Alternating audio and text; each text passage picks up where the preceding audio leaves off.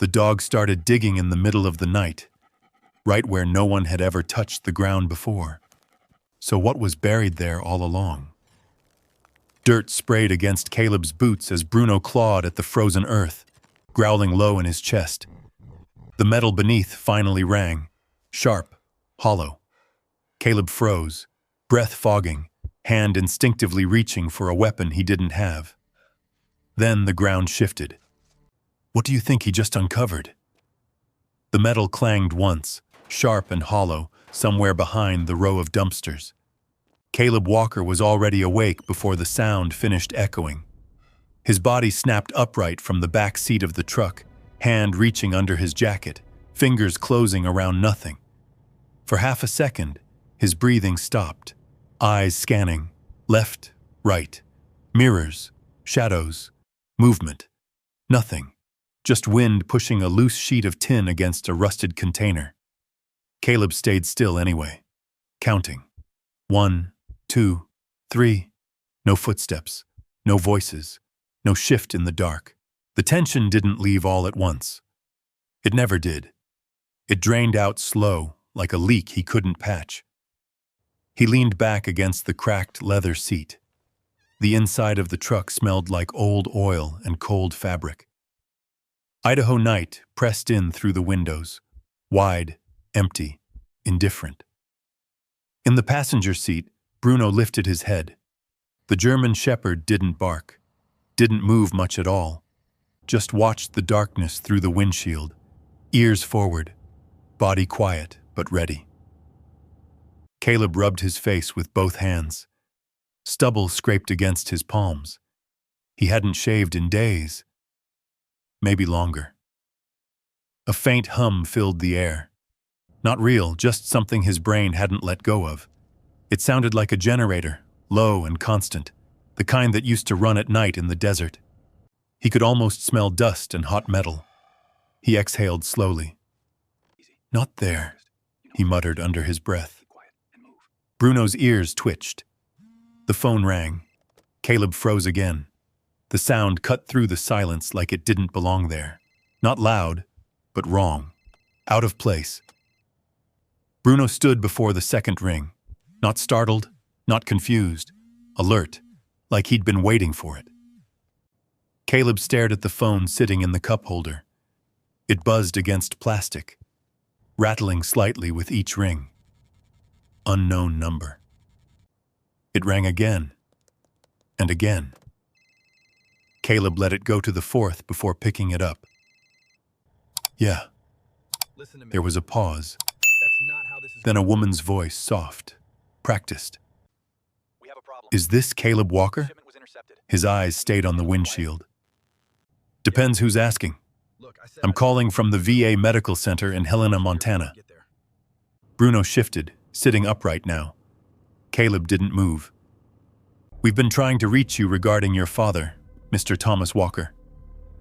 A long silence stretched between them. Wind pushed across the lot again. Something creaked. Caleb's jaw tightened. "What about him?" "I'm sorry to inform you. He passed away early this morning." No reaction came. Not right away.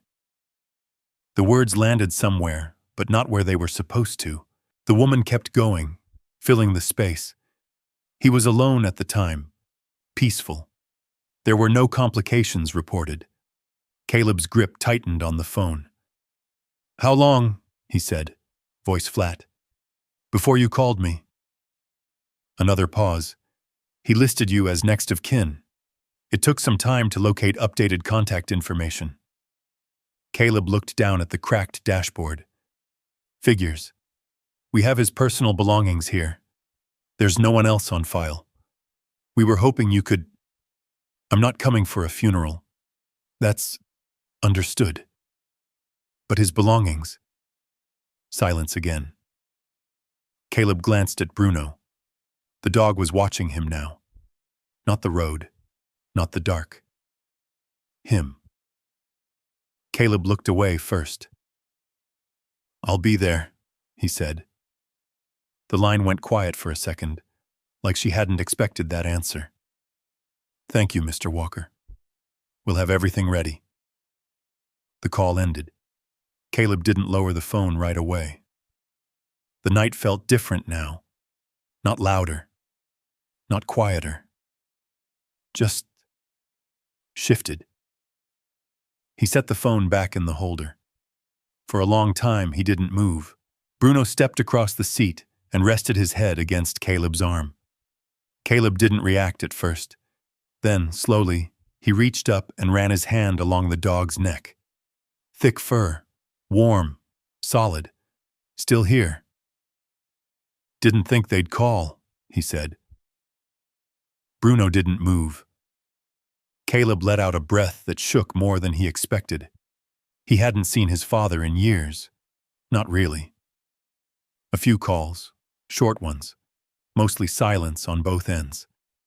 The kind of conversations where neither person knew what to say, so they didn't say much at all. The old man had always been like that. Quiet, distant, hard to read, harder to understand. Caleb turned the key. The engine coughed once, then caught. The vibration filled the cab, steady and familiar. Headlights cut across the empty lot. Bruno moved back into the passenger seat, already settling in like he knew what came next. Caleb put the truck in drive. He didn't check a map. Didn't need to. Montana wasn't a place you forgot. The road stretched out ahead of them, long and black under a sky that hadn't decided if it was night or morning yet. Caleb drove. Miles passed under the tires without meaning anything. A truck stop, a closed diner, a flickering gas station sign.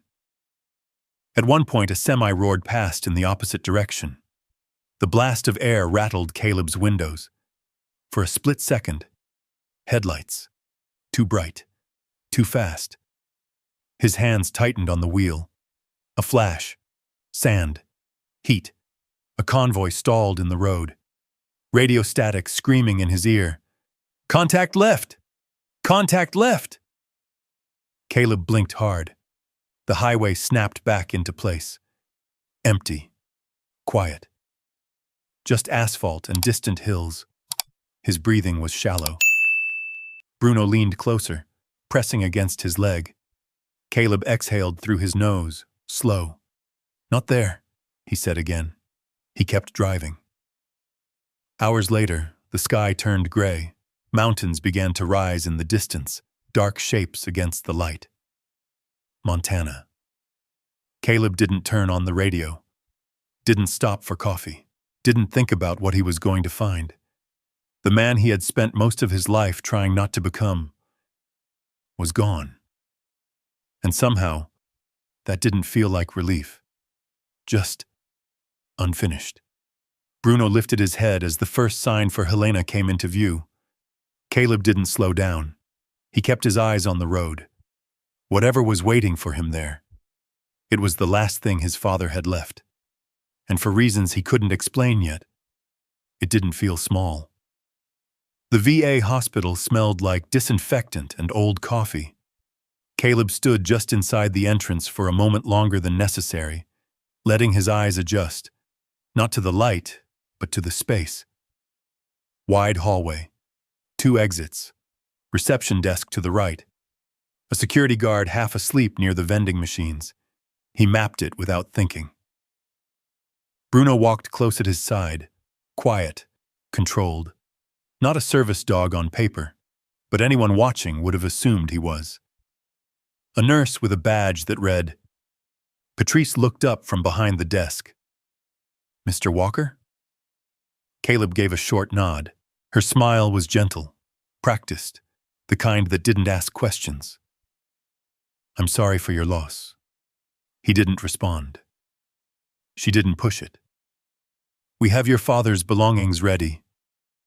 It's not much. Caleb followed her down the hallway. His boots echoed faintly against the polished floor. Somewhere in the distance, a monitor beeped in a slow, steady rhythm. The sound pulled at something in the back of his head. Beep, beep, beep. A flash, dust in the air. A body on the ground. Someone shouting for a medic. Caleb blinked hard. The hallway snapped back into place. He kept walking. Patrice stopped outside a small room and pushed the door open. There wasn't a will on file, she said quietly. Just this. A cardboard box sat on a metal table. That was it. No suitcase, no furniture, no photographs on the walls. Just a box. Caleb stepped inside. Bruno stayed at the doorway, watching. The nurse lingered for a second, then left them alone. The room went quiet. Caleb stared at the box like it might say something first. Then he moved. Inside, neatly arranged, like someone had packed it with care. A pair of reading glasses, one arm wrapped in black tape, a worn flannel shirt, folded tight, a brass pocket watch, cracked across the face, hands frozen at 4:17. Caleb picked it up. Heavy, cold. He turned it over. Engraved initials, T.W. He set it back down. Next, an old military notebook, different from his own issue gear. Older, edges frayed, pages thick. He flipped it open. Blank. Not a single word. Caleb frowned slightly. Bruno stepped forward. The dog moved past him and went straight to the bottom of the box, nose low, focused. He sniffed once, then scratched. Not random. Targeted. Caleb watched him for a second, then crouched down. All right, he muttered. At the bottom of the box, under everything else, was a Bible. Old leather cover, cracked along the spine, held together with a brittle rubber band. Caleb picked it up. It felt wrong. Too stiff, too thick. He turned it over in his hands. The spine bulged slightly, uneven. Bruno let out a low, almost impatient huff. Caleb slid the rubber band off, opened the cover. The pages were thin, worn, marked in places with faint pencil lines, notes in the margins, small, careful handwriting. His father's. Caleb's thumb traced the edge of the spine. There. A ridge. Subtle. Hidden. But not natural. He pressed it. Something solid beneath the leather. Caleb stood, scanning the room out of habit. Door closed. No one watching. He stepped over to the small counter, opened a drawer, found a pair of scissors. The metal clicked softly as he brought them back. For a moment, he hesitated, then cut. Thread snapped, one line at a time. Careful, deliberate. The leather peeled back just enough. Inside, folded tight, was a single sheet of paper. Caleb pulled it free, unfolded it. The paper was official. County seal stamped in faded blue ink. He read it once, then again, and again. 40 acres, Wyoming. Owner, Thomas Walker. Purchase date, 1992. Paid in full. No lien. No record of sale. Caleb stared at the page. 40 acres. His father couldn't afford a new truck. Couldn't afford decent shoes half the time. A man who ate canned soup and never complained about it. Owned land. Not just land. 40 acres of it. Hidden. For decades. The fluorescent light above him flickered. Just once. Caleb's breath caught. For a split second, the hum turned into something else. A high-pitched whine. Radio chatter bleeding through.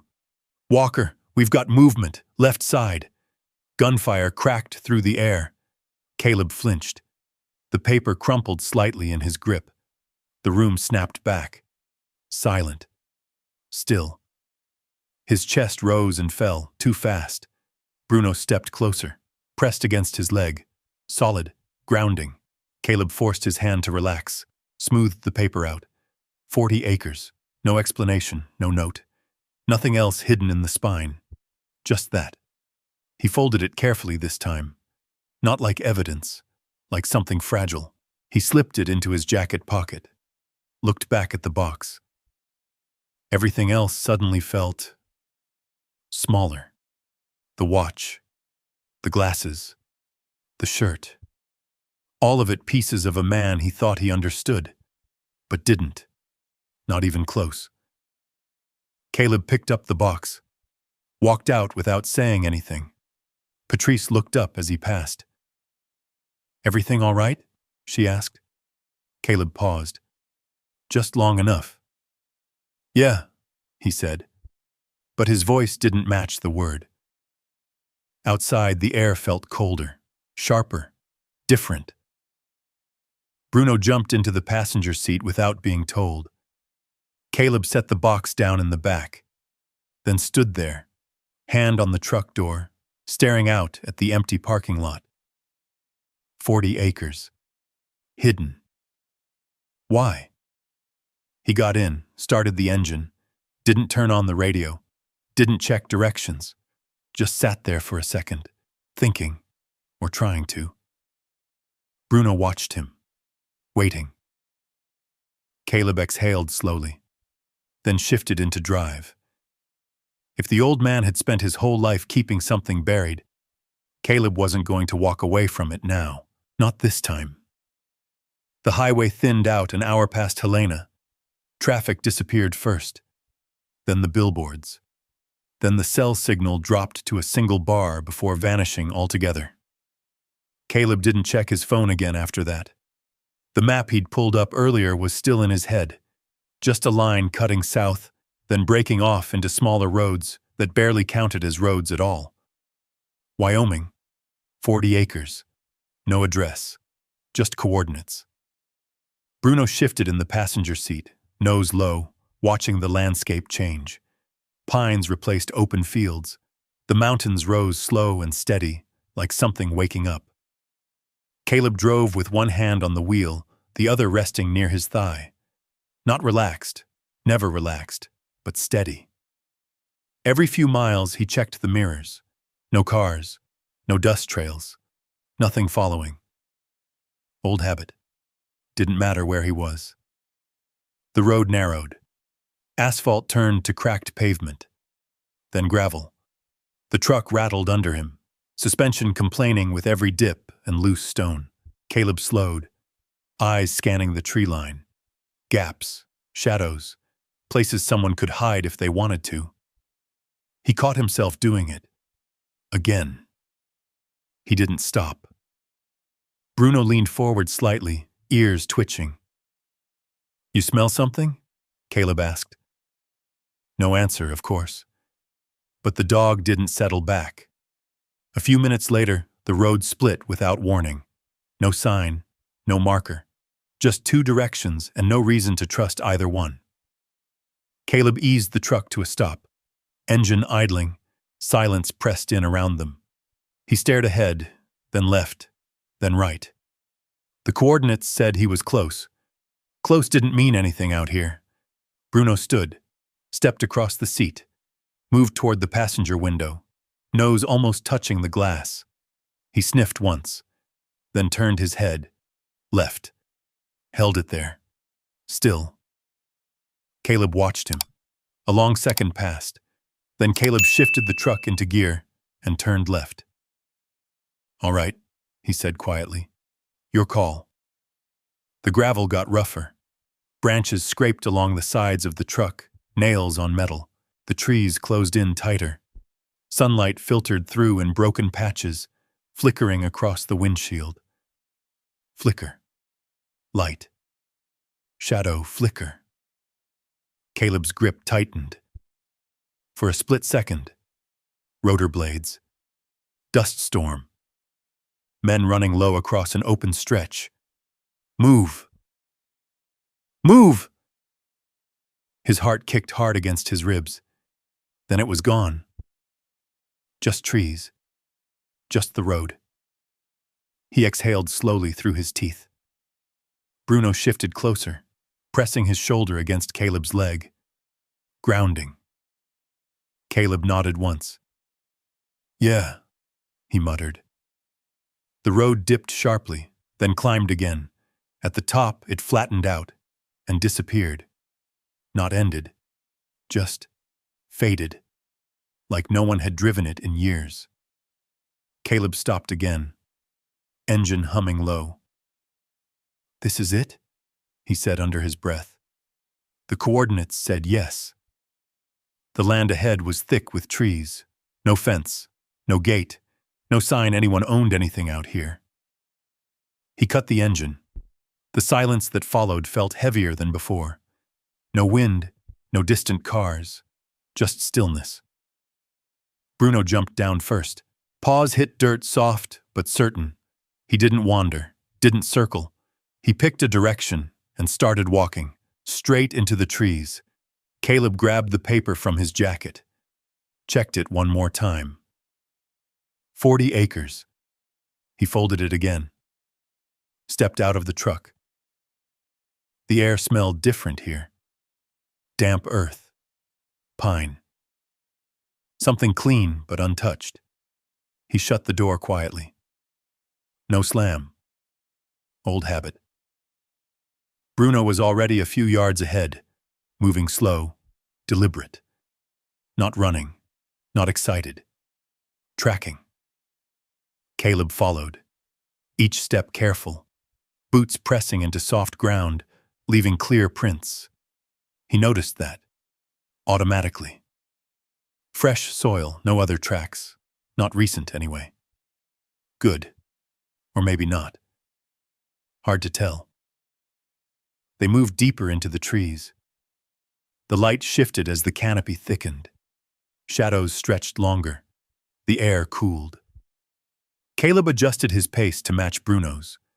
The dog paused once, sniffed, turned slightly, adjusted direction. Caleb followed without question now. Whatever instinct Bruno was using, it was better than guessing. Minutes passed, or longer. Time stretched in places like this. Then the trees began to thin. Not suddenly. Gradually. Light pushing through. Space opening up. Bruno slowed, stopped. Caleb stepped up beside him and saw it. A clearing. Not large, but deliberate. The ground leveled out unnaturally, like it had been worked, cut, shaped, maintained once, then left alone. At the center, a structure. Small, wooden, weathered, but standing. A cabin. Caleb didn't move at first, didn't step forward, didn't speak. Just stood there, eyes fixed on something that shouldn't have been here. Not like this, not hidden this well, not built by a man who barely spoke 10 words at a time.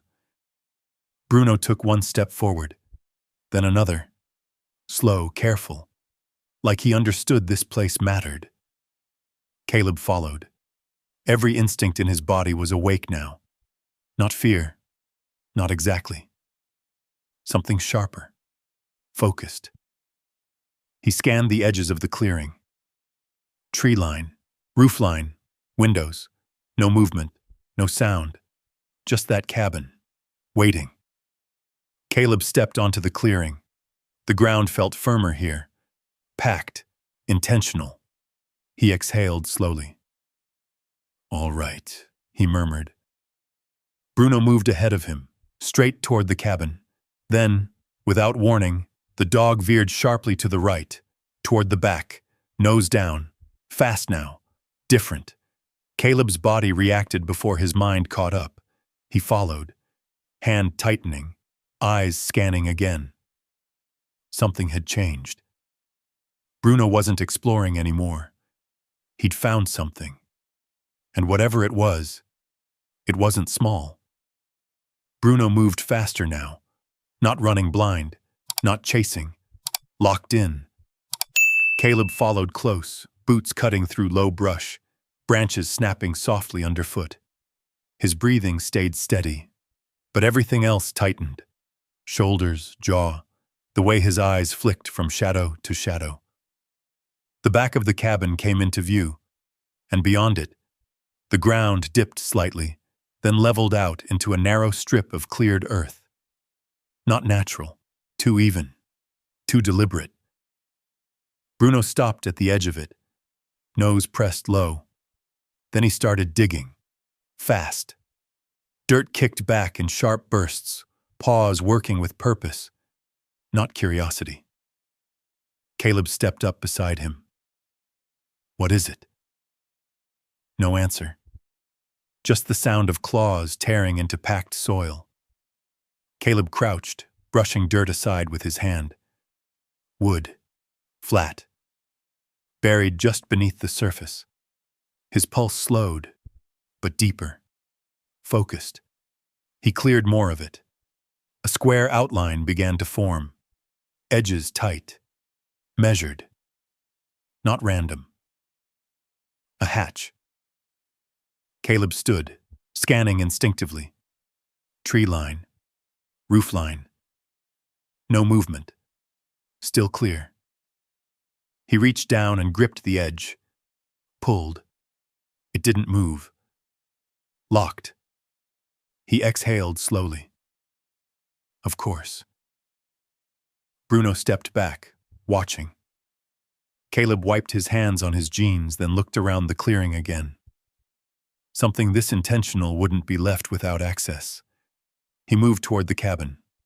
The porch creaked once under his weight. He paused. Listened. Nothing. The door wasn't locked. He pushed it open slowly. Inside. Cool air. Still. Dust settled in thin layers across every surface, but not thick enough to say abandonment. Just time. The room was simple. Table. Chair. Wood stove. Everything built by hand. Not store-bought. Not cheap. Precise. Caleb stepped inside. Each footfall measured.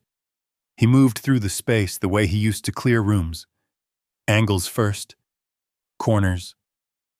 Lines of sight. No one inside. He checked the back room. Empty. Kitchen area.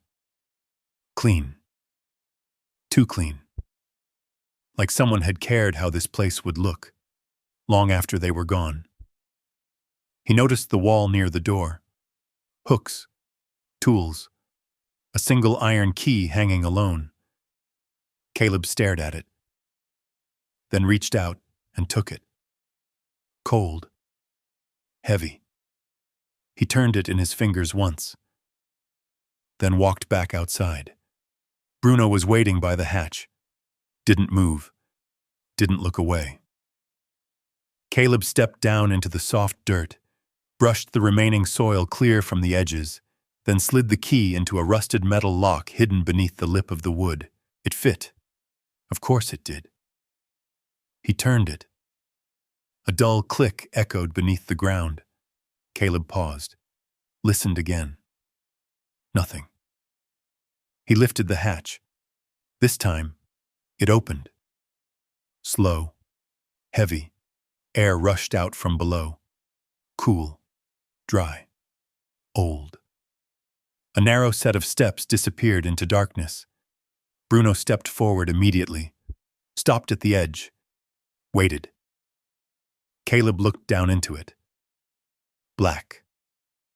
Complete. His chest tightened slightly. Not fear. Recognition. Confined space, unknown depth, limited exits. He swallowed once, then reached back into the cabin doorway, grabbed the small lantern sitting on the table and flicked it on. Dim light pushed against the dark. Enough. Stay close, he said. Bruno didn't need the command. Caleb stepped down first. Each step creaked under his weight, but held. The air shifted as he descended. Cooler. Denser. The smell of earth and something else. Metal. The space opened at the bottom. Not large, but finished. Walls reinforced with wood beams. Floor leveled. Not a hole. A room. Caleb stepped off the last stair, raised the lantern. The light swept across the space. Shelving. Supplies. Boxes, sealed and labeled in careful handwriting. His father's handwriting. Everything organized. Everything placed with intent. At the center, a small wooden table, and on it, a single envelope. Clean. White. Untouched by dust. Like it had been waiting. Caleb stepped closer. Each movement slower now. Measured. His name was written across the front. Not Caleb Walker. Just Caleb. The way his father used to write it. Simple. Direct. Caleb set the lantern down, picked up the envelope. It was heavier than it should have been. Inside, paper, and something else. He opened it. Carefully. A folded map slid out first. Detailed, hand-drawn. Every section of the land marked. Water source, structures, tree lines.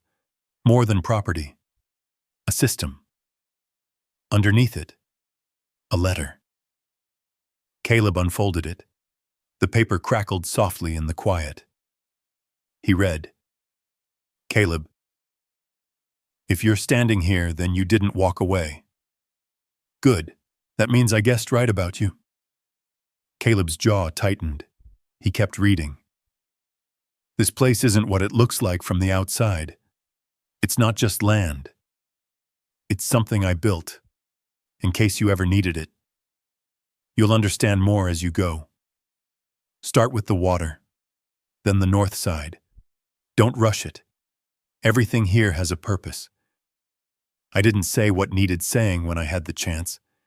This is what I could do instead. Caleb stopped, read the last line again. I hope it's enough. The room felt smaller suddenly, not physically. Something else. Caleb lowered the letter slightly. His eyes moved across the shelves again. The supplies, the layout, the planning. This wasn't a man hiding land. This was a man preparing for something or for someone.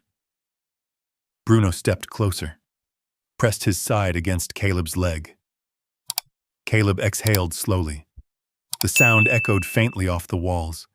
He folded the letter carefully, not rushed, not careless, then looked at the map again. Water.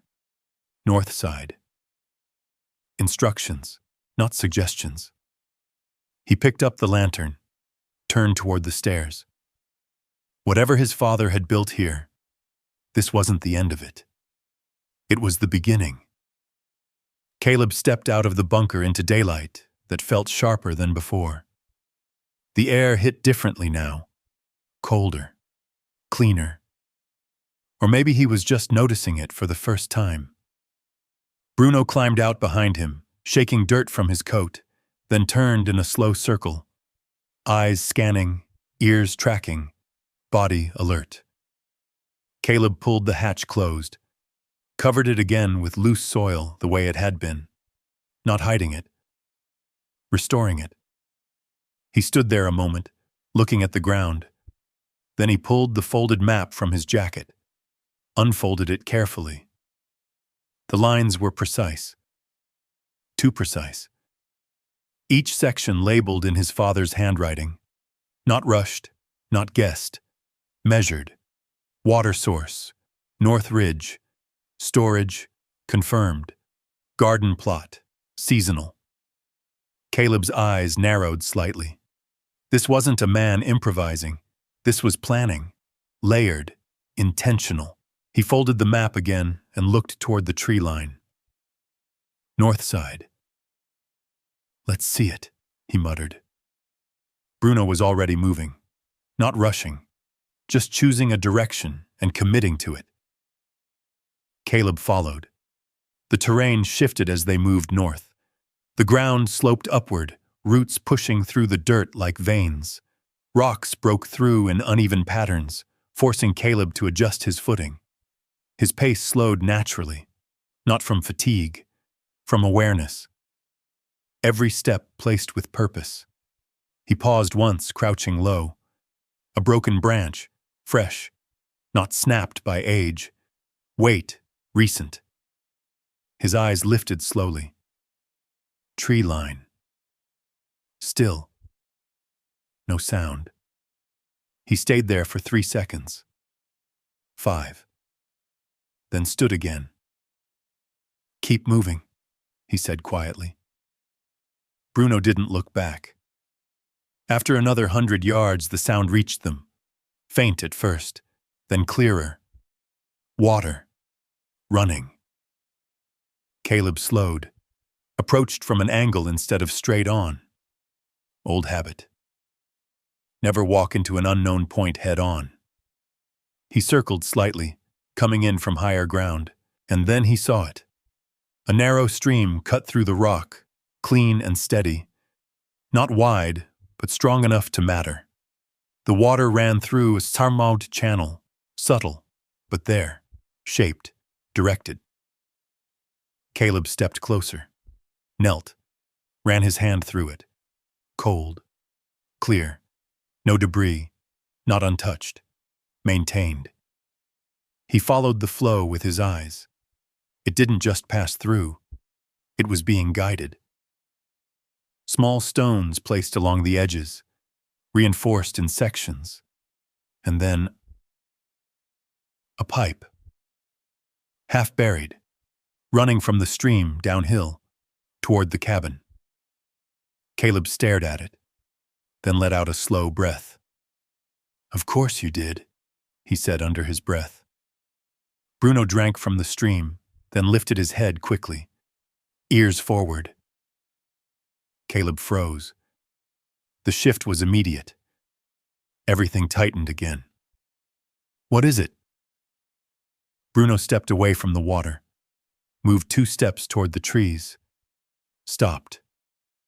Body angled. Listening. Caleb followed his gaze. Nothing. But that didn't mean anything.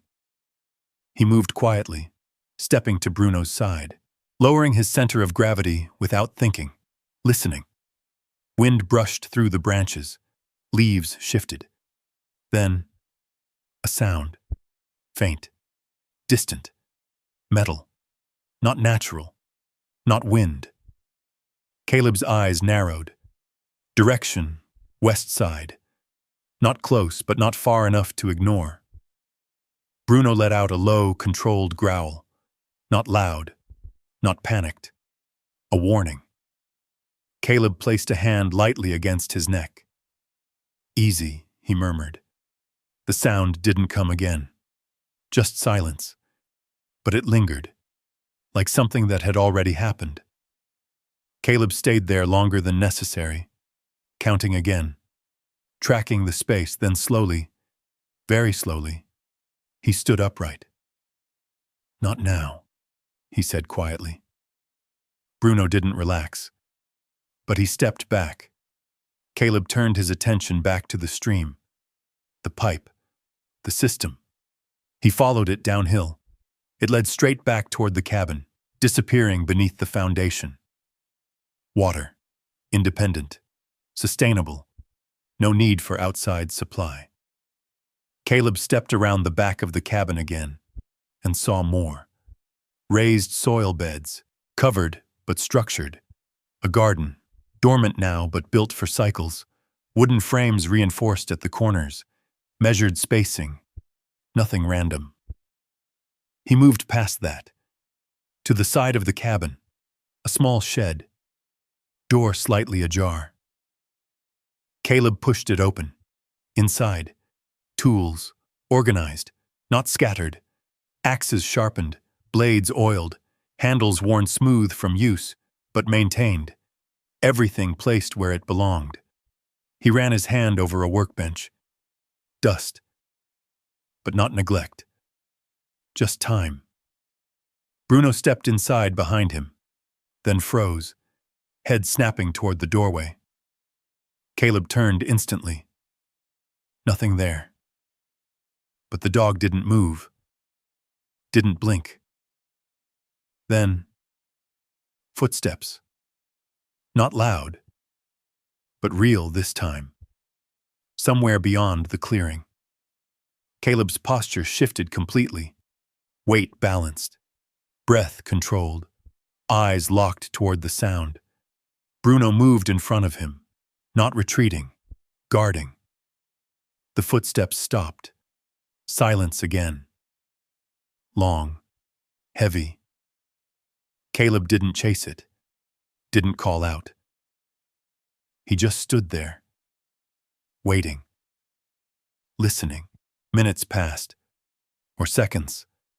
Hard to tell, then nothing. Whoever or whatever had been there was gone. Caleb exhaled slowly, but didn't lower his guard. Not yet. He stepped back into the open clearing, eyes scanning everything again. Different now. Not just a place. A system, and not an abandoned one. He looked down at Bruno. The dog was still alert, watching the tree line. Caleb nodded slightly. "Yeah," he said under his breath. "Someone else knows about this place." The wind picked up just enough to move the branches, but the feeling stayed. They weren't alone anymore, and whatever his father had built here, someone else had been looking for it too.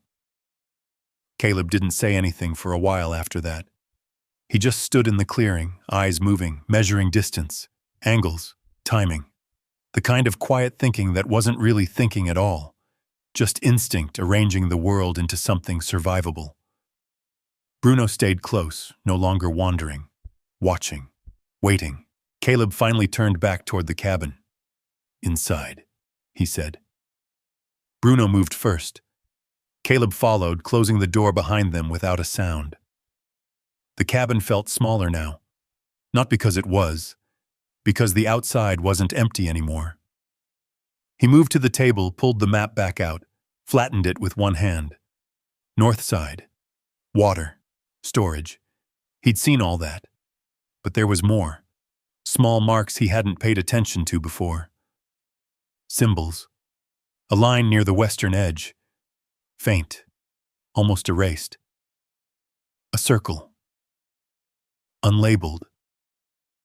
Caleb stared at it for a long second, then reached into his jacket. Pulled out the envelope again. The first letter. He read it one more time. Slow. Careful. Start with the water, then the north side. Don't rush it. His jaw tightened slightly. "That's not all, is it?" he muttered. Bruno shifted near the door. Caleb glanced up. The dog wasn't looking outside. He was looking at Caleb. Waiting. Caleb exhaled slowly, then turned, scanning the cabin again. This time not for threats, for something hidden, something he'd missed. His eyes moved over the shelves, the stove, the walls, the bed frame in the corner. Simple wood, handmade. But one thing didn't fit. The floorboards, near the back wall. One plank sat just a fraction higher than the others. Not enough to notice at first. Enough to matter. Caleb stepped toward it. Knelt. Pressed his palm down. It shifted. Barely. He reached for the edge. Lifted. The board came loose. Underneath, another envelope. This one thinner, marked with a small 2 in the corner. Caleb didn't open it right away. He just held it there, then sat back against the wall, legs stretched out in front of him. Bruno came over, lay down beside him, close enough to touch. Caleb opened the envelope, unfolded the paper. The handwriting was the same. Careful, measured, controlled. Caleb. If you found this, then you're not just passing through. That matters. There are things I should have said to you when you were still picking up the phone. I didn't. That's on me. But I didn't stop paying attention. Caleb's eyes slowed, focused. I know about the nights. The ones where you don't sleep. The ones where you wake up already reaching for something that isn't there. I saw it the last time you visited. You tried to hide it. You didn't do a very good job. Caleb's jaw tightened. A faint ringing crept into his ears. Not loud. Just enough. I didn't ask questions. Not because I didn't care. Because I knew you wouldn't answer them. You're like me that way. You shut the door and expect the world to stay outside. Caleb swallowed once. His grip on the paper tightened slightly. So I did what I know how to do. I built something instead. The words settled in heavier now. Not just information. Wait. I've been watching from a distance longer than you think. Not to interfere. To understand. You didn't need advice, you needed time. And a place where no one could take anything from you. Caleb blinked slowly. The room around him felt quieter. Too quiet. You lost people over there. I don't need the details to know that. I can see it in how you move, in how you listen to silence like it's trying to tell you something. His breath caught slightly. Just once. Then steadied. I couldn't fix that. But I could make sure you had somewhere to land when everything else fell apart. Caleb lowered the letter halfway. His eyes unfocused for a second. Flash. Heat. Sand. A man on the ground, not moving. Caleb's hands shaking, pressing down. Stay with me, stay with me! The sound cut. Gone. Back to the cabin. Back to the quiet. Bruno shifted closer. Caleb reached down without looking, rested his hand on the dog's neck. Solid. Real. He finished the letter. I'm not a man who knows how to talk about things. Never was. So I made something that could say it better than I could. If you're reading this, then you made it here. That's enough for now. Dad. Caleb sat there a long time after that, the letter resting loosely in his hands. No movement. No sound. Just breathing. Slow. Controlled.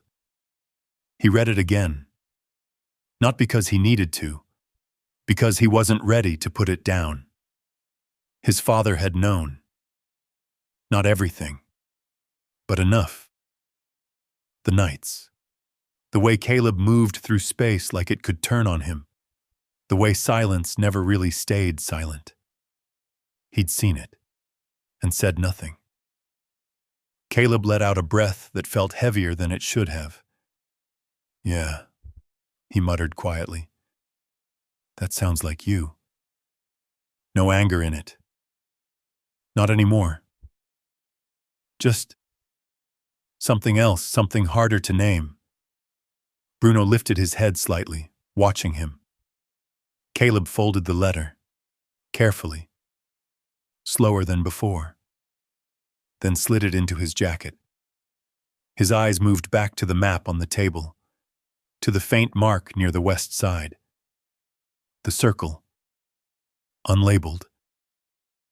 He stood. The room felt different now, not smaller, not safer, just clearer. All right, he said. Bruno stood with him immediately. Caleb looked toward the door, then back at the floorboard, then the map, then the tree line outside. His father hadn't left him answers. He'd left him a path, and Caleb was already on it. Whatever came next, it wasn't going to wait. Caleb stepped out of the cabin with the map still in his hand. The air had shifted again, not colder, not warmer, just watched. Bruno moved ahead of him, slower than before. No wandering now. Every step measured, head turning slightly at each sound, each change in wind. Caleb didn't head west toward the marked circle. Not yet. He moved along the edge of the clearing instead, widening his understanding of the ground before committing to anything deeper. Flank first. Always flank. The tree line opened slightly on the eastern side, revealing a narrow dirt path. Faint, almost swallowed by grass, but still there. Used. Not recently, but not forgotten either. Caleb crouched near the edge, ran his fingers lightly over the ground. Tire marks. Old, but not years old. Weeks, maybe less. His jaw tightened. Bruno let out a low breath. Not quite a growl, more like confirmation. Caleb stood slowly. "Yeah," he murmured. "Not just us." The sound came a few seconds later. An engine, distant, low, not on the main road, closer, coming this way. Caleb didn't move right away. He listened, measured distance, speed, not fast, deliberate. Someone who knew where they were going.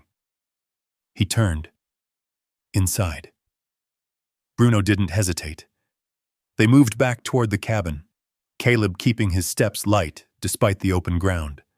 No rush, no panic, just timing.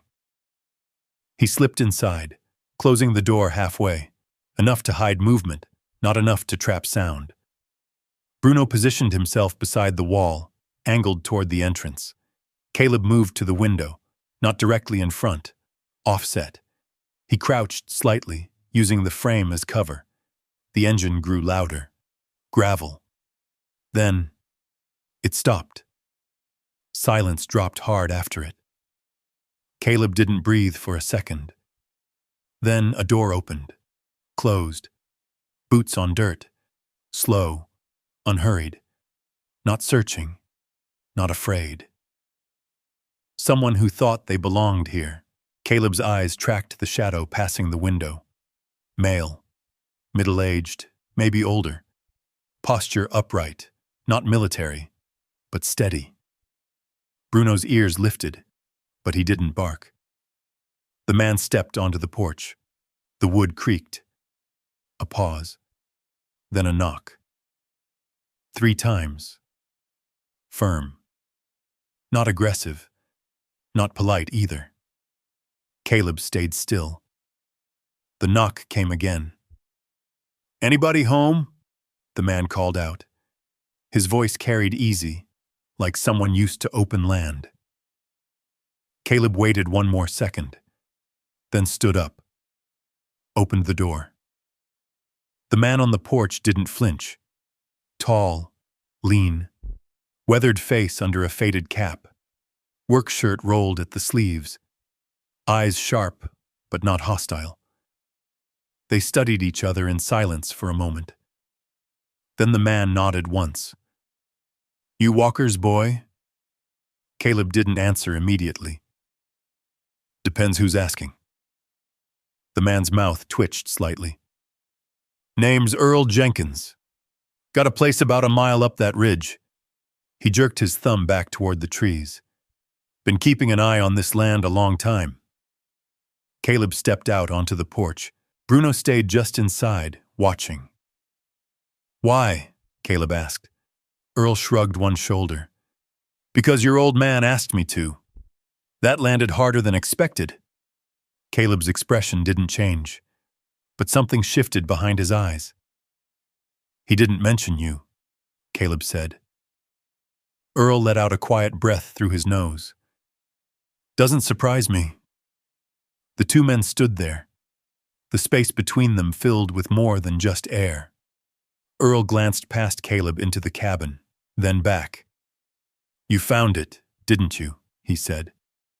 Caleb didn't ask what he meant. He already knew. Earl nodded slowly, like that was answer enough. "Figured you would. Dog like that." He tilted his head slightly toward Bruno. "They don't miss much." Bruno didn't react. just watched. Earl stepped down off the porch, hands resting loosely at his sides. "I came by earlier this week," he said. "Saw fresh tracks. Didn't belong to you." Caleb's eyes narrowed slightly. "Who?" Earl shook his head once. "Don't know. But they weren't lost." That confirmed it. The sound, the movement, not imagination. Earl looked out toward the trees. "Word travels," he continued. "Land like this, people start asking questions." Quiet at first, then louder. Caleb crossed his arms. "Who's asking?" Earl gave him a look that said he already knew the answer. "Company out of Billings. Been sniffing around rural parcels, buying up anything they can get their hands on." He paused. "Or taking it, if they think no one's paying attention."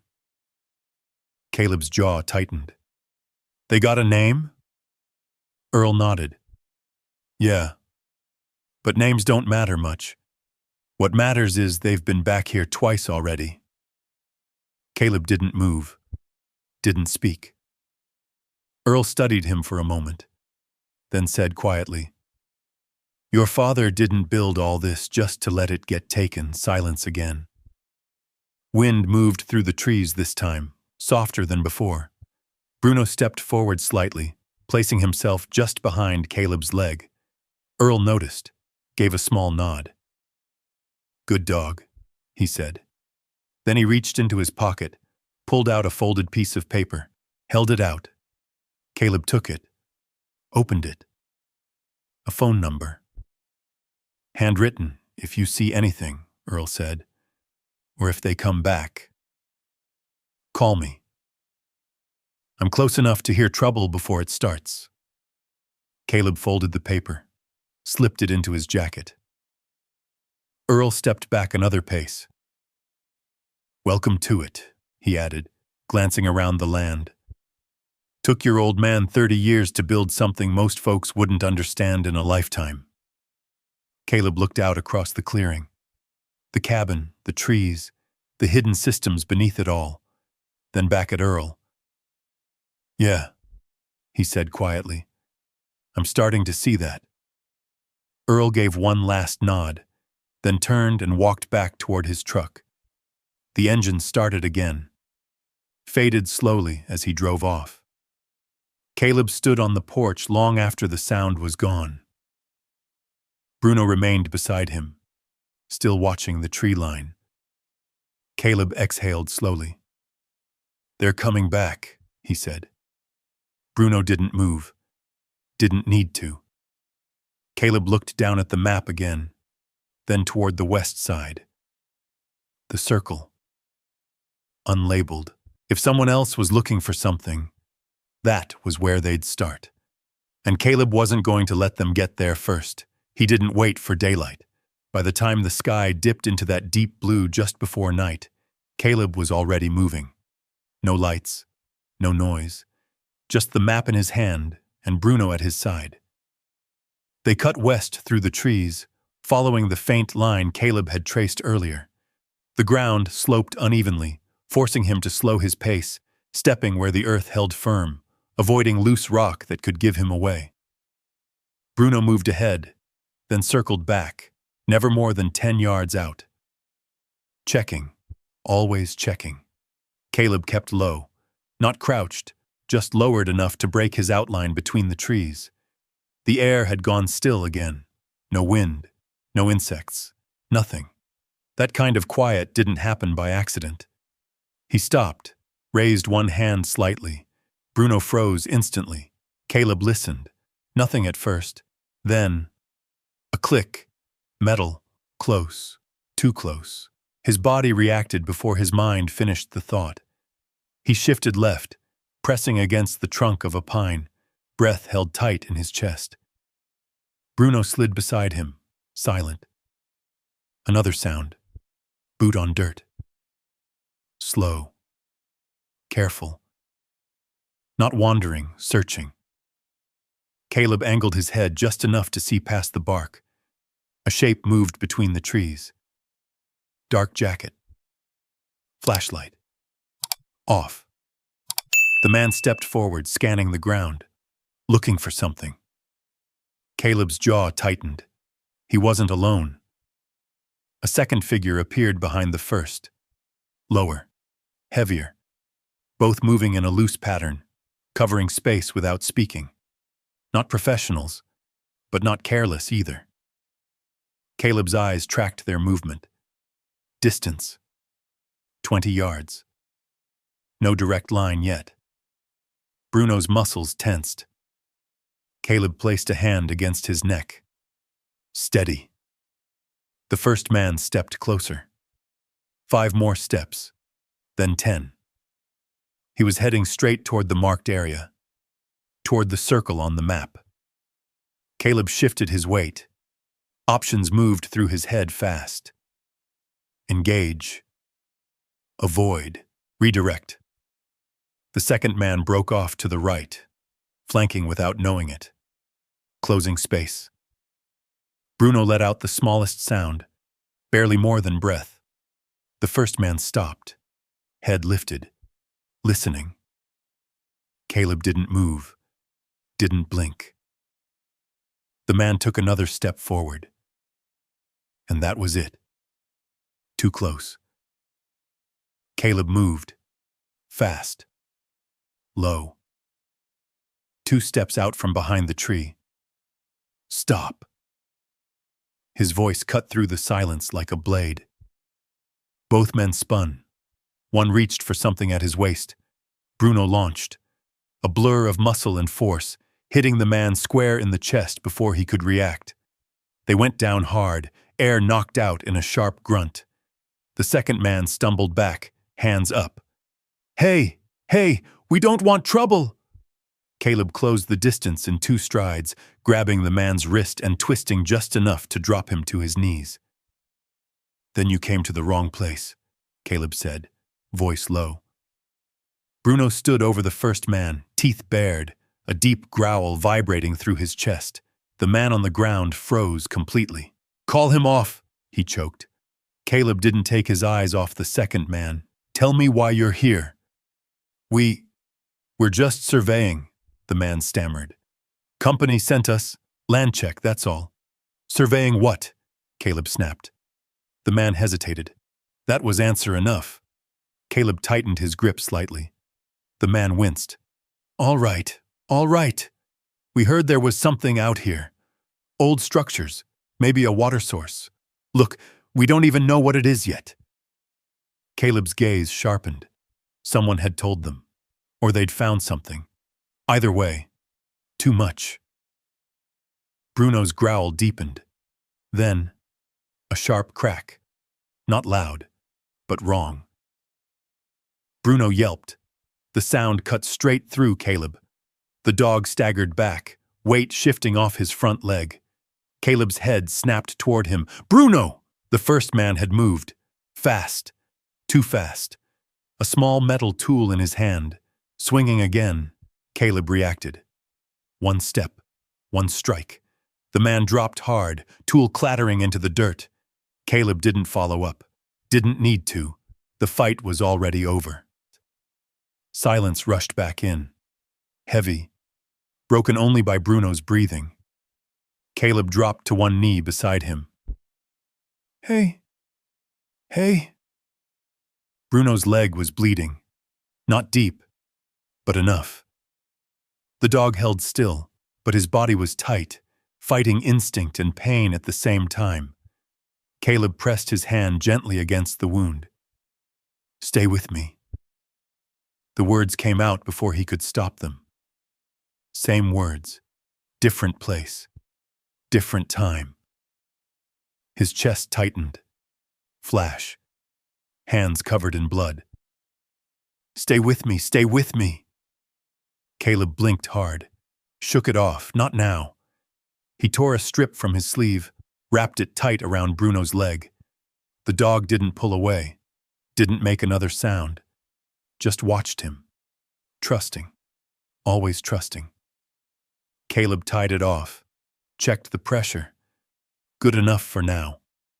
He stood slowly, turned back to the two men, both down, both breathing, neither moving. "Listen carefully," Caleb said, voice flat. "You come back here again. You don't walk away." No answer, just fear in their eyes. Caleb stepped back. Bruno moved beside him, limping but steady. They didn't watch as the men scrambled to their feet, didn't follow as they disappeared into the trees. Caleb kept his focus on Bruno, on the blood, on the way the dog leaned slightly into him as they walked back, step by step back toward the cabin. The night had changed. It wasn't quiet anymore. It wasn't empty. It was alive. And it was watching them right back. Caleb reached the clearing, looked out over the land, then down at Bruno. His jaw tightened. "This isn't over," he said quietly. And for the first time since he arrived, it felt like something had truly begun. Not survival, not escape. Something else. Caleb didn't sleep. He sat on the cabin floor, back against the wall, Bruno stretched out beside him. The dog's breathing was slower now, steadier, but every so often his leg twitched, pain still working its way through. Caleb kept one hand resting lightly on his side, counting breaths. In, out. Same rhythm he used overseas, same way he used to stay anchored when the world started slipping. The lantern burned low. Outside, the trees didn't move. No wind, no sound.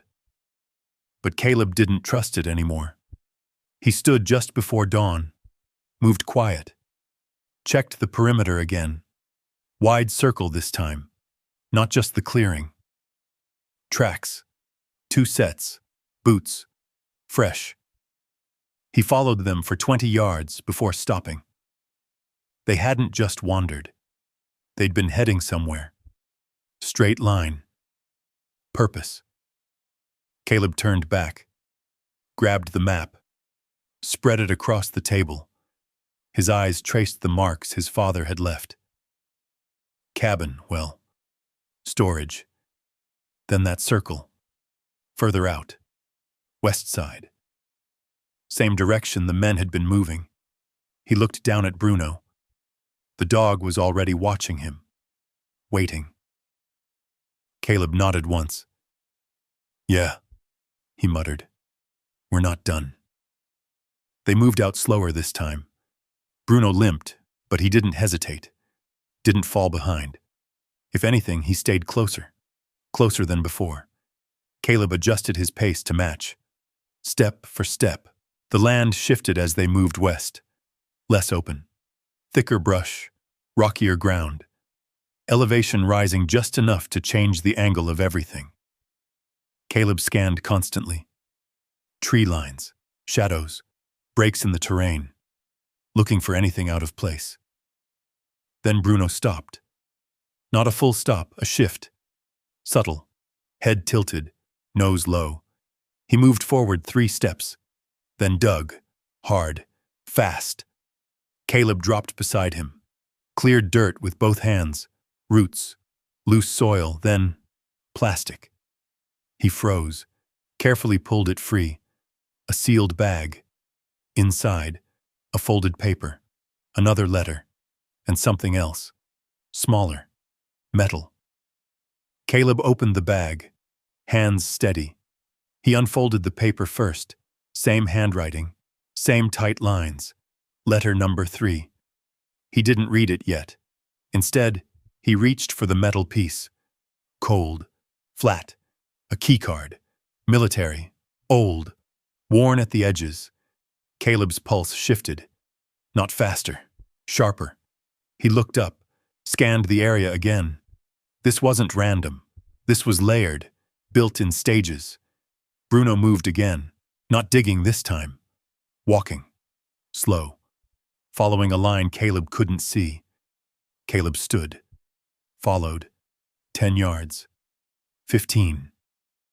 Then the ground changed. Harder. Compact. Man-made. Caleb crouched, brushed away dirt and leaves. Concrete. A slab. Faint seam running across it. He exhaled slowly. There you are. He ran his fingers along the edge, found the lip, pulled. Nothing. Locked. He looked at the keycard, then back at the slab. No visible slot. No panel. But the seam. Caleb shifted position, checked the surrounding ground. There. Half buried. Metal plate. He cleared it. Wiped it clean. A reader. Old. Almost invisible under dirt. He held the card over it. Paused. Bruno leaned closer. Watching. Caleb slid the card through. For a second. Nothing. Then, a click. Deep. Heavy. The kind you feel more than hear. The slab shifted.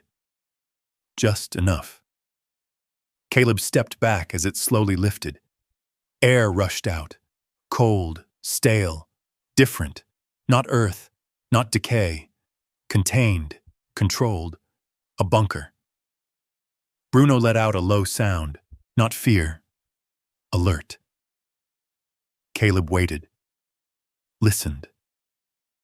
No movement inside. No secondary sounds. Clear. He moved forward. Careful. Each step measured. Inside, it was darker than expected. He flicked on the flashlight. Beam cut through dust, walls, metal, shelving, and in the center, a table, maps, more papers, sealed containers, military grade. Caleb stepped fully inside. Bruno followed, slower but steady. The light swept across the room and stopped on a symbol, faded, but still visible. Unit marking. Old. Caleb's chest tightened. He knew it. He'd seen it before.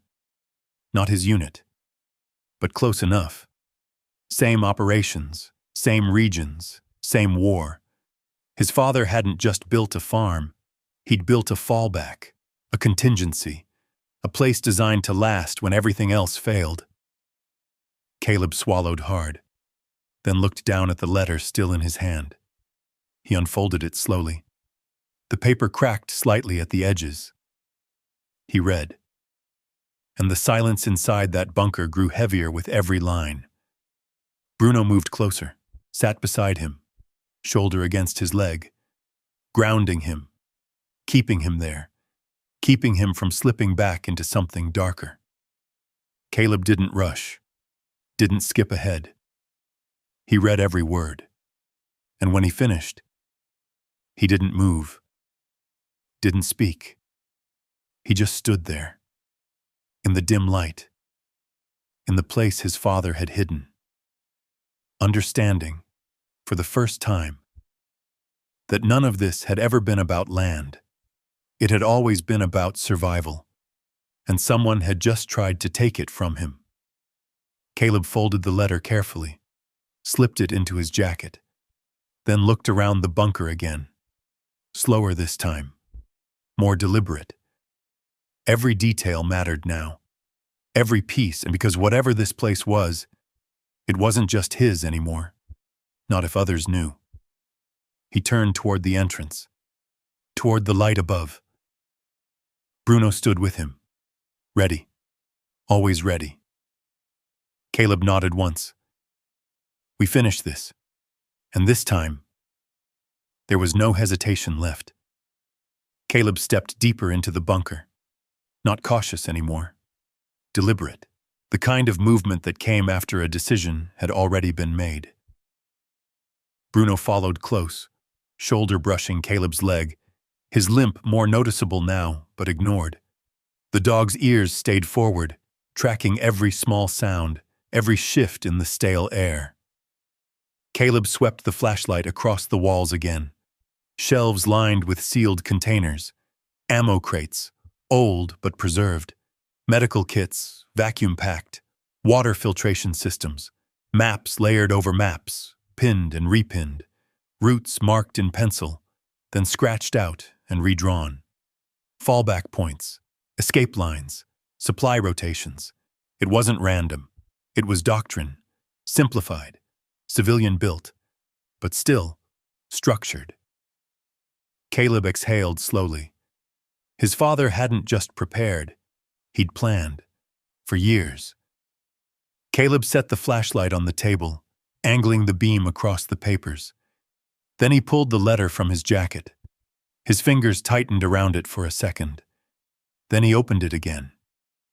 The words were the same, but now he read them differently. Claire, if you're reading this, then you found the place beneath the place. That means Bruno trusted you enough to bring you here, and it means I ran out of time. Caleb's jaw tightened. He kept reading. I didn't build this because I was afraid of the world. I built it because I was afraid of what the world does to men like us. The flashlight flickered slightly. Caleb didn't move. I saw it in you before you ever said a word. The way you sat with your back to the wall at dinner. The way you watched doors. The way loud noises didn't make you flinch. They made you calculate. Caleb's grip on the paper shifted. His thumb pressed harder into the fold. Afghanistan. Dust in his mouth. Radio chatter breaking. Contact! Contact! A man screaming, then silence. Bruno nudged his hand. Grounding. Caleb blinked once. Focused again. I knew you wouldn't come back the same, because I didn't either.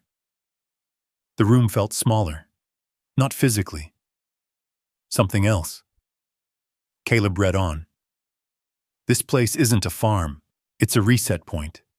Food, water, shelter, distance. Everything a man needs when he can't stay where he is anymore. Caleb's eyes moved slower now, each word landing heavier than the last. I didn't know when you'd need it. I just knew you would. His throat tightened, but he kept reading. I watched from a distance because I didn't know how to reach you without pushing you further away. Every time I thought about saying something, I saw myself in you, and I knew words wouldn't be enough. So I built something that would still be here when I wasn't. The flashlight hummed faintly. Bruno shifted closer, pressing his weight against Caleb's knee. Caleb lowered the letter slightly. His breathing changed. Not fast, controlled, but deeper, like something inside him had been hit and didn't have a name yet. He finished the letter. I couldn't stop what happened to you, but I could make sure it didn't finish you. This place is yours now, not to hide, to rebuild. Dad's silence filled the bunker, not empty, full. Caleb folded the letter carefully. Not rushed this time. Precise. He set it on the table, then leaned both hands against the surface, head lowered, eyes fixed on nothing. Bruno stayed there, didn't move, didn't break contact. Outside, somewhere above them, the wind finally picked up, a low, distant sound through the trees. Caleb straightened slowly, looked around again. But now he wasn't seeing objects. He was seeing intent. Every crate, every map, every tool placed where it could be reached in the dark. His father hadn't been preparing for himself. He'd been preparing for Caleb, for this exact moment, for the version of him that ended up here, alone, sleeping in a truck, waking up reaching for a weapon that wasn't there. Caleb ran a hand over his face, then stopped, looked down. Blood. Bruno's, still seeping through the fur. Caleb dropped to a knee immediately. Hey, Hey. His voice was low now. Different. Focused. He grabbed one of the medical kits. Ripped it open. Gloves on. Pressure first. Check entry. No exit wound. Good. He worked fast, but not rushed. Clean. Wrap. Secure. Bruno didn't pull away. Didn't whine. Just watched him. Trusted him. Caleb finished the bandage and sat back slightly, one hand resting on Bruno's neck. "You're not done," he muttered. The dog's tail moved once, small, but enough. Caleb stood again. This time when he looked around the bunker, it wasn't confusion. It wasn't disbelief. It was clarity. Someone had tried to break in, not for the land, for this, for what his father built underneath it. Caleb grabbed the keycard, slipped it into his pocket, then started moving, checking inventory, counting supplies, mapping exits, rebuilding the layout in his head, the way he used to do in an AO, every angle, every risk, every fallback, because this wasn't over, not even close. He shut the bunker behind them, sealed it, covered the entrance, erased what little trace they'd left. By the time they reached the cabin again, the sun was dropping low behind the ridgeline. Shadows stretched long across the clearing. Caleb stopped at the edge, watched, listened. Nothing moved, but he didn't trust quiet anymore. He rested a hand on Bruno's back. The dog stood beside him, steady despite the injury, both of them facing the same direction, same line of sight. Caleb spoke under his breath. "Now I get it. Not to Bruno. Not really. To the man who built all of this." And for the first time, Caleb didn't feel like he'd been left behind. He felt like he'd been expected. And somewhere beyond the trees, someone else was still watching, waiting for another chance. Caleb's eyes hardened. Let them come. This time, he was ready. The morning came quiet. Too quiet. Caleb noticed it before he even opened his eyes. No birds. No wind through the trees. Just stillness. The kind that meant something had already moved through. He sat up slowly. Didn't rush. Bruno was already awake. Head lifted, ears forward, watching the door. Caleb followed his line of sight. Nothing visible. But that didn't mean clear. He stood, checked the rifle he'd pulled from the bunker the night before. Old, but clean, maintained, just like everything else his father had left behind. He moved to the window, low profile, slow. The clearing looked the same. Cabin, tree line, long shadows stretching across the dirt. Then, movement. Not fast, deliberate. A vehicle, coming up the trail. Caleb didn't step back, didn't hide. He just watched, counted. One truck, dark, clean, not local. It stopped just short of the clearing, engine idling. Two men stepped out, same posture as before. Not hikers, not lost. Purpose. Caleb stepped outside. Bruno stayed tight at his side. Not ahead this time. Not charging. Waiting. The men looked up, saw him, paused. One of them smiled. Not friendly. Measured. "You must be Caleb," the man said. Caleb didn't answer, didn't confirm, didn't deny. Just stood there. Weight balanced, hands loose, ready. The second man scanned the property, noticed everything. The well, the barn, the lines of sight. Same way Caleb had. Professionals. Or close enough. "We came to talk," the first man continued. "Didn't look like talking last night." A flicker of something crossed the man's face. Gone just as fast. Misunderstanding, he said. Wrong place, wrong time. Caleb didn't move. Bruno let out a low growl. Quiet, but steady. The kind that didn't warn. It promised. The man glanced down at the dog, then back at Caleb. You've got something here, he said. More than you probably realize. Caleb tilted his head slightly. Try me. The man stepped forward one pace, stopped when Bruno shifted. Your father wasn't just some old rancher, he said. We've been tracking certain sites, old contingency builds, Cold War spillovers, private contracts. Caleb said nothing, but his eyes sharpened. The second man spoke now. Places like this, they're valuable. Not just land, infrastructure. He gestured toward the ground. Systems. Caleb exhaled slowly. Say what you came to say. The first man nodded. Sell it. Simple. Clean. Like it had already been decided. We'll make it easy, he added. Cash. Fast. You walk away with more than this place is worth. Caleb almost smiled. Not because it was funny, because it was familiar. Same tone, same pitch, different uniform, same intention. Take. Control. Erase the man standing in front of them. No, Caleb said. No hesitation. No explanation. Just one word. The silence that followed stretched.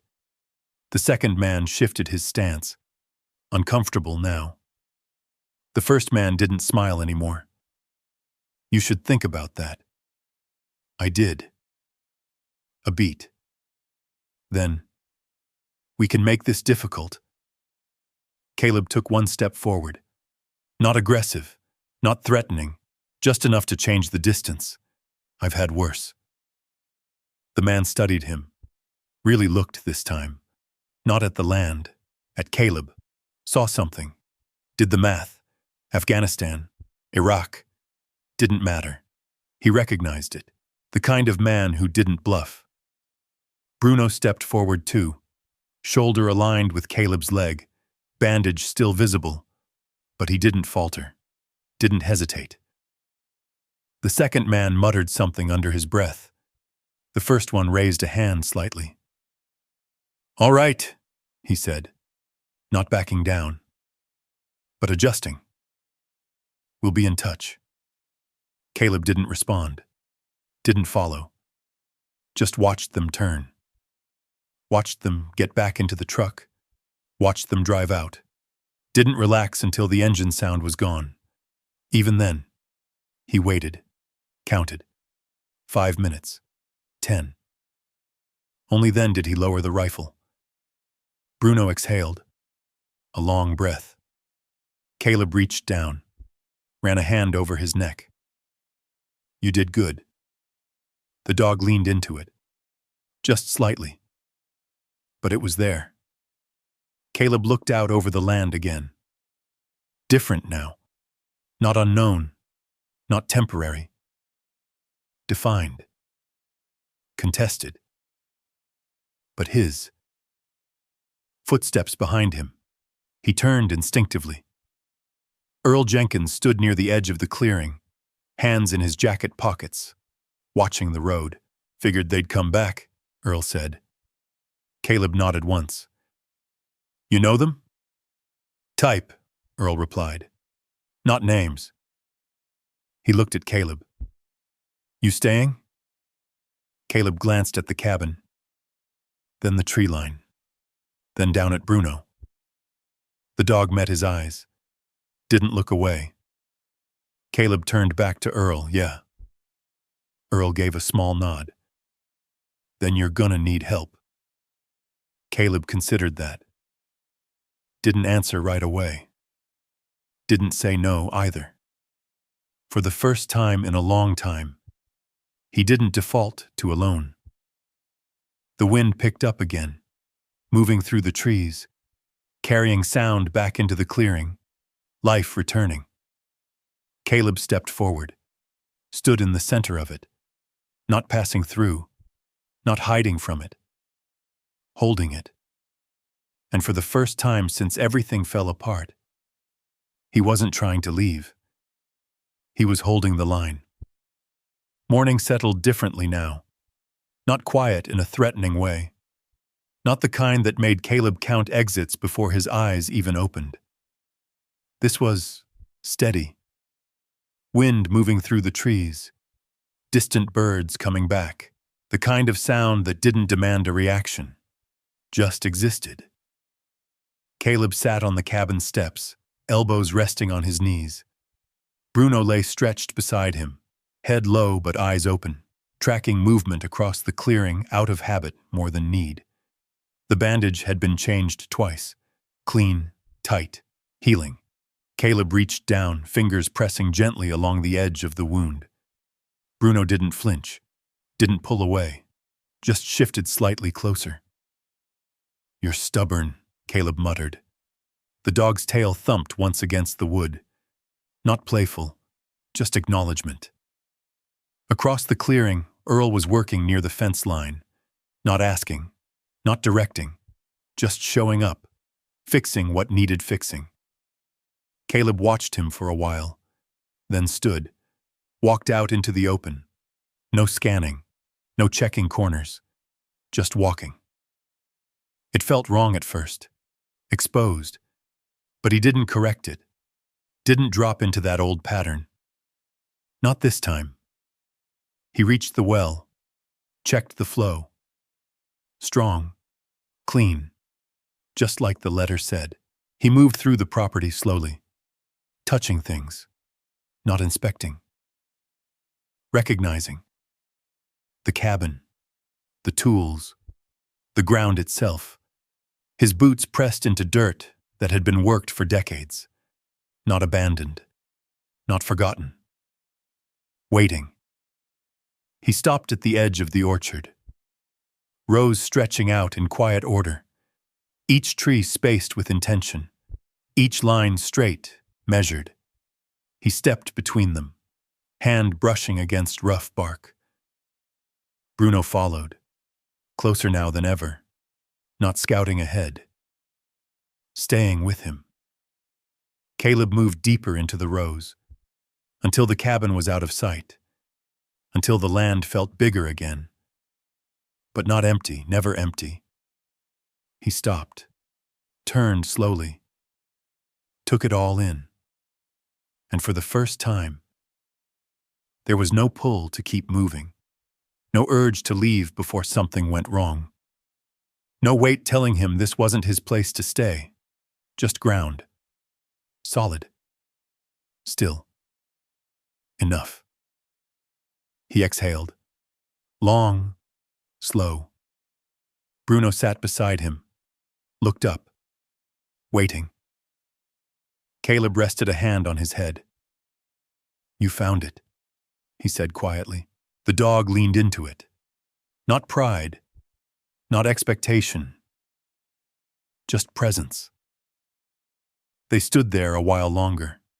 Then Caleb turned back toward the cabin, toward the life his father had built without saying a word, toward the place that had been waiting long before he ever knew he needed it. Later that afternoon, a truck rolled in. Not the same one, older, local. 2 men stepped out, then a third. No suits, no measuring looks, just work boots, weathered hands. Earl waved them over, introduced them without ceremony. Neighbors, men who knew the land, who understood what it meant to keep it. Caleb didn't say much, didn't need to. They saw enough. The tools laid out, the repaired well, the line he hadn't let anyone cross. That was enough. They stayed, helped. No contracts, no agreements, just quiet understanding. That night, Caleb sat on the porch again. Different kind of tired now. Not exhaustion, not collapse. Work, real work. Bruno curled at his feet, Closer than before, closer than he'd ever been. The stars came out slow, clear, sharp. Caleb leaned back, eyes tracking them without effort. No scanning, no counting. Just looking. He reached into his jacket, pulled out the last letter, folded edges worn from being opened too many times. He didn't read it again, didn't need to. He already knew what it said. His thumb pressed along the crease. Then he spoke. Not loud. Not for anyone else. Yeah, I got it. The wind shifted, moved through the trees, soft, steady, like something passing through and settling at the same time. Caleb rested his hand on Bruno's side, felt the rise and fall. Alive. Here. Not gone. Not anymore. Down the slope, lights flickered faintly from the small town miles away. Far enough to not matter. Close enough to exist. Caleb looked out over the land one last time, not measuring it, not guarding it, just seeing it. And for the first time since the call, since the road, since everything before that, he wasn't waiting for the next thing to break. He wasn't bracing. He wasn't running. He was staying. Bruno shifted, pressing closer. Caleb's hand rested on the dog's neck, right over the healing wound. Warm, steady, real. The porch creaked softly under his weight. The night held, and somewhere in the distance, a sound carried through the trees. Not a warning, not a signal, just life continuing. Caleb closed his eyes, not to shut anything out, but because there was finally nothing left he needed to watch. And in the quiet, for the first time in a long time, he didn't feel like something was missing. He felt like something had finally come back. If you made it all the way here, I want to ask you something simple. Do you think Caleb did the right thing by staying, or would you have walked away? Just comment 1 if you would stay, or 0 if you'd leave it all behind. I read every single comment, and if this story meant something to you, hit subscribe, because the next story might hit even closer to home.